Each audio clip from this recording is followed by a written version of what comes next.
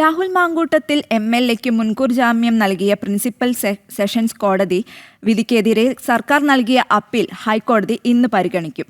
ആദ്യത്തെ ബലാത്സംഗ കേസിൽ മുൻകൂർ ജാമ്യാപേക്ഷയും ഹൈക്കോടതി ഇന്ന് വീണ്ടും പരിഗണിക്കുന്നുണ്ട്. ആദ്യത്തെ കേസിൽ രാഹുലിന്റെ അറസ്റ്റ് ഇന്നുവരെയാണ് തടഞ്ഞിട്ടുള്ളത്. രാഹുൽ മാങ്കൂട്ടത്തിലിന് മുൻകൂർ ജാമ്യം നൽകിയ തിരുവനന്തപുരം പ്രിൻസിപ്പൽ സെഷൻസ് കോടതി വിധിക്കെതിരെ സർക്കാർ നൽകിയ അപ്പീലാണ് ഹൈക്കോടതിയുടെ പരിഗണനയ്ക്ക് വരുന്നത്. ആദ്യത്തെ ബലാത്സംഗ കേസിലെ രാഹുലിന്റെ മുൻകൂർ ജാമ്യാപേക്ഷയും ഇന്ന് കോടതി വീണ്ടും പരിഗണിക്കുന്നുണ്ട്. ആദ്യ കേസിൽ ഹൈക്കോടതി അറസ്റ്റ് തടഞ്ഞ ഉത്തരവ് സെഷൻസ് കോടതിയെ സ്വാധീനിച്ചുവെന്നാണ് സംസ്ഥാന സർക്കാരിന്റെ അപ്പീലിലെ ആക്ഷേപം. ബലാത്സംഗ കുറ്റം പ്രതിയുമായി ബന്ധിപ്പിക്കുന്നതിന് പ്രഥമദൃഷ്ട്യാ തെളിവില്ലെന്ന സെഷൻസ് കോടതിയുടെ നിരീക്ഷണം നിയമവിരുദ്ധമാണ്. അന്വേഷണം പ്രാരംഭഘട്ടത്തിലുള്ള കേസിൽ ഇത്തരം നിരീക്ഷണം അനുചിതമാണെന്നും പ്രോസിക്യൂഷൻ അപ്പീലിൽ വാദം ഉന്നയിച്ചിട്ടുണ്ട്.